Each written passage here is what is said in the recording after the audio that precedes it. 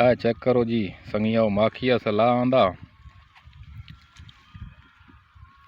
ते हे जवान माखी खावन लग गए। ये छोटा शायद मलक हनान ते मोहम्मद उराय थोड़ा थोड़ा खावना है खा ले। आ मन बच्चे भूलू पाए ना मुँह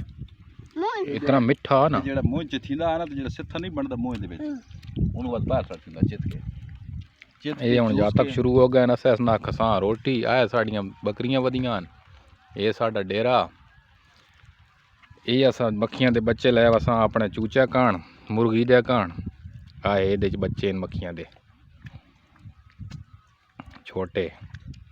लार्वा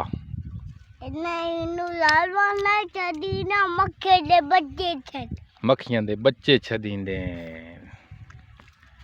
ते अस हुण खसा इस माखी ना रोटी ये एक छटां के गल पर रोटी अच्छा है ना 25 पैया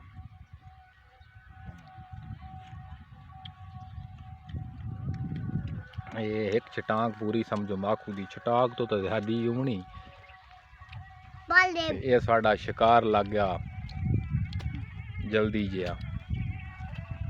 अच्छा अल्लाह हाफिज।